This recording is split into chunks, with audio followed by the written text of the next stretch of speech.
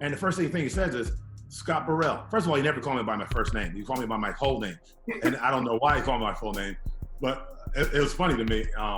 He goes, Scott Burrell, you thought the best part about your trade was you don't have to play me only 4 times a year, but now you got to deal with me every day. Hi, I'm Scott Burrell, head men's basketball coach at Southern Connecticut State University. You're watching The Cover. So hey everybody, and welcome to The Cover. I'm your host, Dania Haughton. On today's episode, we're joined by NBA champion Scott Burrell. Scott, thank you for being here. Dania, thanks for having me. No problem. So how has life been for you since your playing days? What have been some of the major adjustments that you've had to make? Well, it's a huge adjustment, but you kind of prepare for it. You know what's coming. You talk to people who have retired. You're going from a fast, up-tempo life to, making a lot of money to boom, things change quickly. But you got to be prepared for it. You got to be ready for the next step in life, the next journey you're going to take in life. And for some people, it's harder than others. But I wanted to get involved in coaching right away. So I wanted to stay involved in the sport that I loved. And I wanted to keep teaching what I learned. What were some of the things that the people you talked to told you about life after your playing days that helped you reach that position? You talk about finances. You talk about keeping your mind sharp, because once you play basketball for 25 years of your life, 30 years of your life, and then it's over, you have to think of something next to do. And so you prepare yourself by listening to what guys do. Some guys own companies. Some guys got involved in coaching. Some guys are mentors and run businesses. But it's something you wanted to do and you were going to enjoy doing the rest of your life. Yeah. So what would you say are some of the main differences between your life now as being a coach versus when you were a player? Oh, totally different. Now that I'm a coach, I'm in charge of other people. As a player, you're in charge of yourself. You have to be prepared. You have to be ready to be the best you can be. But now, as a coach, you're preparing 15 young kids on the court, number one. But at the same time, make sure they're going to class, getting educated, and preparing them for life. Because you want their paths to grow, and you want them to be successful. And it's just not going to be on the court. It's also in the classroom and in social life. Right. And then, so what are some of the things that you learned during your playing days that have kind of shown up in your life now, or that you use in your life now? Definitely mental toughness. Definitely focus. You need to be focused on what goals you're going to have in life. You need to be mentally tough because a lot of things are thrown at you. And as an African-American young man, you have to overcome a lot of obstacles. And you got to push through it. You got to find ways to fight over them, around them, through them, and it's going to be out there for everyone. But you have to find a way to be successful, and you can't let anything hold you back. And I want these kids to know life's not going to be easy. You've had a structured life through AAU, through high school, for the most part college. You go to 5 classes a day, a semester. Maybe 6 at the most as an athlete. But now you're not going to be coddled anymore. It's the real life, the real world, and it's tough out there. Right. And so that centers kind of around the idea of identity. So how would you say Scott Burrell defines himself or identifies himself now? And how has that kind of changed over time? I identify myself as right now as I would say a father, a parent, a husband, a coach, a psychologist, a mentor. There's so many things you have to be as a young adult in coaching and as a parent. So I wear a lot of hats, I feel like. Like I said, as a player, you wear one hat. It was an isolated hat. It's about you being the best you can be. At that age for me, because I didn't have a family at that time. But I wanted to be successful for my mom, my dad, our family name, and for myself. But now it's about more than me. It's about many other people, my kids, my family, So how did you kind of go about developing your identity outside of Scott Burrell, the player? And how important would you say it is for athletes to develop an identity outside of their sport and kind of learn about their own personal agency? You always want to keep learning. And I've learned from obviously my parents, number one, my mom and dad, but your coaches you've had, your teammates you've had, from mistakes you've made, from seeing growth from other people, from seeing growth from yourself. Because if you stay stagnant, the world's passing you by, and you get complacent. You got to keep growing mentally, physically. Your mind has to you got to keep challenging your mind to be better. And like I said, I was fortunate to play for 8 Hall of Fame coaches and play with like 10 or 11 Hall of Fame players. I learned from them how to be successful on the court and off the court. And I try to push it, and I use it in my everyday life and with my players. So when you were drafted by the Seattle Mariners in 1989 and were the first player to be drafted in the first round of 2 professional sports leagues, but you decided to go to play for UConn. So were there any pressures that you felt, and kind of what went into your decision to go to college as opposed to playing baseball? I would say the pressure that I felt was playing at home, playing in front of your family, playing in front of your friends, playing for the state that you grew up in. It's a lot of pressure because being the player of the year in basketball that year, you don't want to fail at home. I mean, if you fail in another state, they're going to forget about you and nobody will know because you're not from that state. But when you're home, they're writing about you every day, and you want to be successful. So that was the most important thing that I wanted to do when I went to UConn. What helped me make my decision was I wanted to stay home so my family could see me. I decided to I committed to Miami to play baseball at first, but then I think UConn put a lot of pressure on me to help build a program at UConn and be a part of something special. And you always want to leave a legacy wherever you go, make an impact wherever you go. And UConn allowed me to do that. And I was fortunate that they gave me a scholarship, and blessed they gave me a scholarship. And I wanted to make an impact. And my freshman year, we made a huge impact on the state. We made it to the Elite Eight. We lost to Duke at the buzzer, but we were the first Big East championship team. Those are things you could only dream of, really, playing against the best players in the country. For baseball, I was drafted out of high school by Seattle, but I don't know if that was my first love. No, I can say this. It might have been my first love, but it wasn't my first competitive drive thing. I love the competition of basketball. I think baseball is a lot slower. They don't have as much. It's not as up tempo, and it's not impacted every minute. Like in basketball, something can happen every second, every minute. Baseball is a slow game that it gets drawn out a little bit. And as an 18-year-old, I wasn't ready for that. So after college, you transitioned into the NBA. What was that transition kind of like? Was there anything that surprised you about professional sports or sports in general? Or what was that kind of learning curve like for you? I think I would say the hardest thing about playing professionally after college is having a mindset to compete every day at the highest level, because you're playing against the best players in the world. There's no days off, mentally or physically, because if you do take that day off, you're getting left behind or someone's taking your spot. And like your athletic ability, like I was pretty athletic growing up. Mm-hmm. You can only carry so far. Now you need to know the game. You got to be strong and physical. You got to be skilled. And you got to be that prepared, and you got to be prepared for that. But I think the Big East and Coach Calhoun definitely prepared me for it. But it's another level up, So that's what I had to, get prepared for.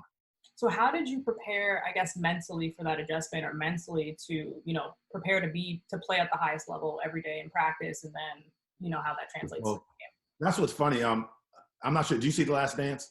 I did. You see how hard Michael rode me and stuff and pushed me to be better? But people don't understand. People think that was hard. Coach Calhoun was 100 times harder than that. That's what people don't understand. I mean, what made Michael look like he pushed me hard is it was on TV. So our lives were on blast for everybody. Right. But he did it for a purpose, to make me a better player, to make me prepared for what was going to be, what I was going to be facing in the future. And that's what Coach Calhoun did. He pushed us to be the most mentally tough team. We weren't the most talented, but he pushed us to be the most tough, physically tough, mentally tough. And like other teams had so much more talent, but we ended up winning the Big East because we were ready for those challenges that we had to face. And obviously Coach Calhoun prepared us for that. Right. So kind of speaking of big moments, you played for various teams in the NBA, but were also part of the 97-98 Bulls championship team. So how was that atmosphere playing for a team that had previously won championships different from, I guess, teams that you had been on previously? And then how did your roles sort of change when you were there? Well, it's huge difference. you don't know what to expect going to a team that has won 5 out of 7 championships, 2 in a row. So you're nervous. I didn't know anybody on the team, so it wasn't like I felt comfortable, gravitating towards anybody. They're a close-knit team because close-knit teams win championships.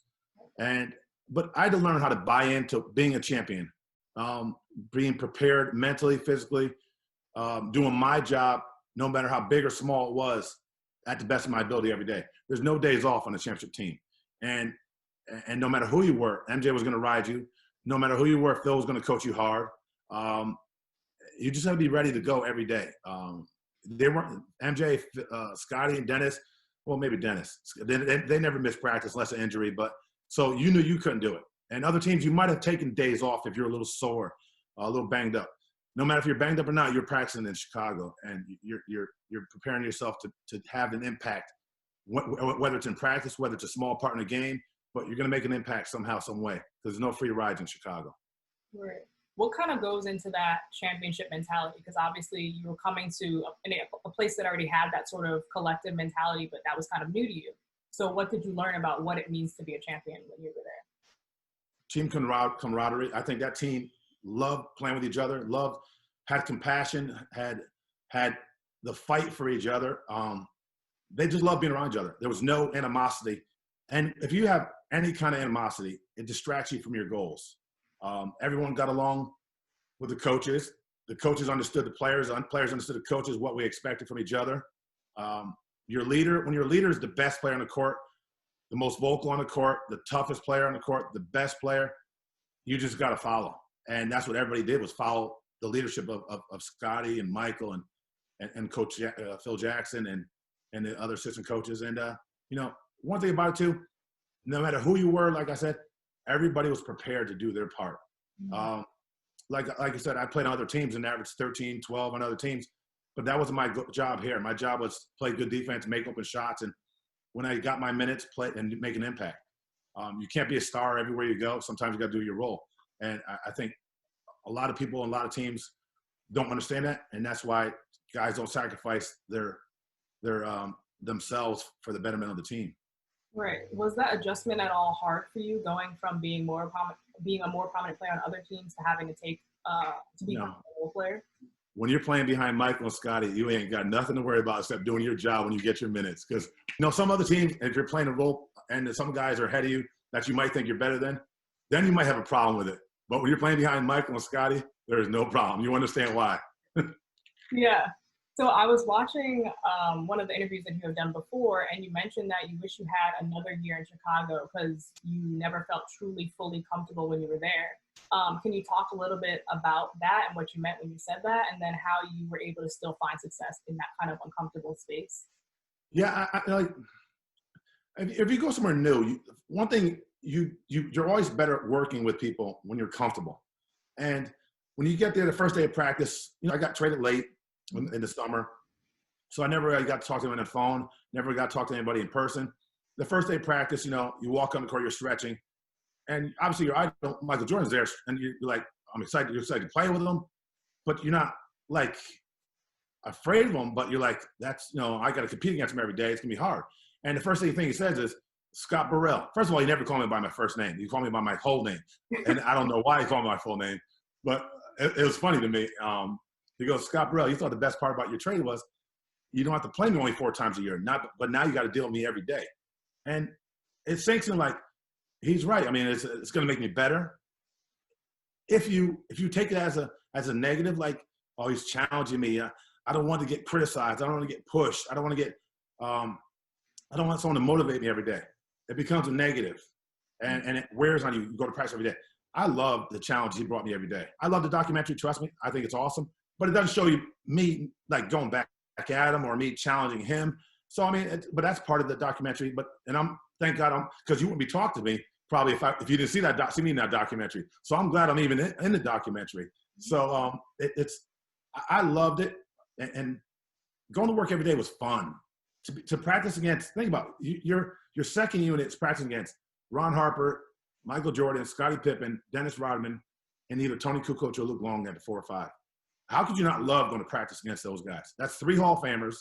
Tony Kukoc might be a Hall of Famer in the future. I mean, it's an unbelievable job you had to do, and it was a challenge that you loved going to every day. Yeah. Would you say that the 97, 98 Bulls are the best team of all time? I definitely.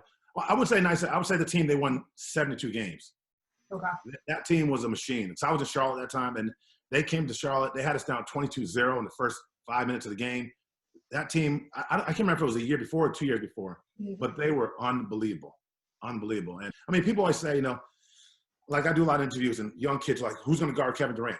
I mean, there's been other Durants in the league that Dennis can guard or Scotty can guard. Or I mean, the NBA didn't start with Kevin Durant and LeBron and those guys. And like, people forget how great Kobe Bryant was. Right. I mean, Kobe was a beast. And people just think, it goes MJ to LeBron. I mean, there's a step in between there, I think, that people need to talk about Kobe a little bit more. And with all the championships he won and all the dominance he had. Right. But it's social media now, and kids didn't get to see Michael play as much. So it's and the thing about what's crazy about MJ, hasn't played in 20-something years, but his legacy is even bigger because of his brand that he built. Right.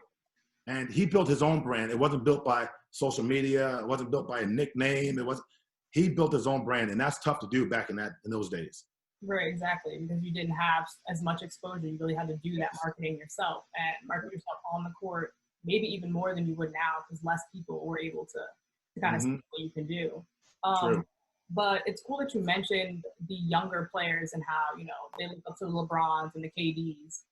But what would you say is the difference between, I guess, players when you were playing and the players now, especially when you think of mental toughness and readiness for the game?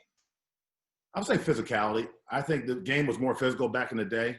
It was more challenging back in the day. There's a lot of rules to make it easier for guys now. We had to play all 82 games. It wasn't like we could take days off or whatever that thing is they call it. But now they had to take days off when they're tired. And you were paid to play basketball. And compared to the pay they're making now, you should definitely be playing every game. But they load management. That's it, load management. So they sit out for load management now. And I also think it's hard to watch for me. I love watching it, certain teams, I should say. But I also think it's so young and watered down that it's not as competitive. I mean, TV makes it competitive, but if you really watch it, is it as competitive? I mean, you have some great stars out there. Right. But is it do or die for those stars to win? It was a do or die for MJ every time he stepped on the court. He did not want to lose.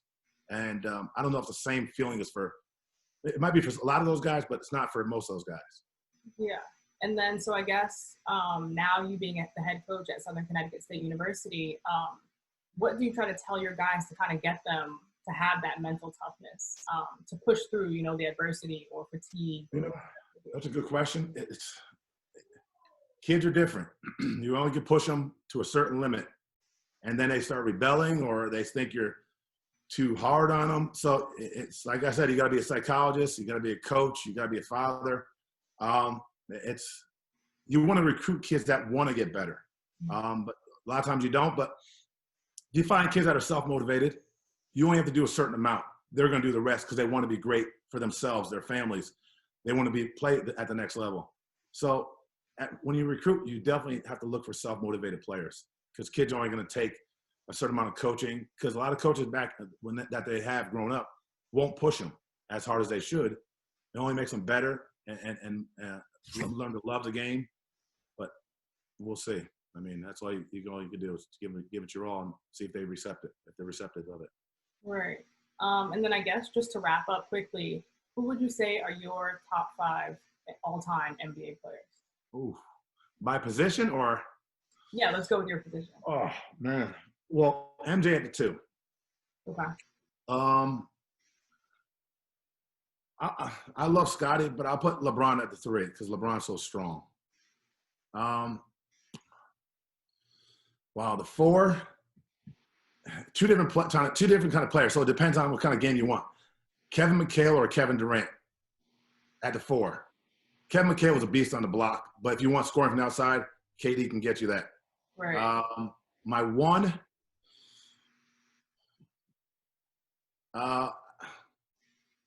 it might be Jason Kidd. Jason Kidd was a strong, big, strong point guard. And he could pass. He became a better shooter, but he can get to the bucket and he can play D. And my 5, you got to go young Shaq when he was an athletic beast. Young Shaq was a beast when he was young. I mean, physical, athletic, runs the court like a deer. Yeah, I would go big Shaq. Cool. I feel like that's a solid crew you got there. And then they can play D too. That's a scoring team and they can play D. Right. You definitely need both sides. Yes. Yeah. Well, thank you so much, Scott, for being here, sharing your experience, and dropping some knowledge here and there. We appreciate it. I appreciate it. I appreciate you having me. It was great. It was a great interview, and I appreciate you having me on. Yes, of course. Thank you so much. Thank you.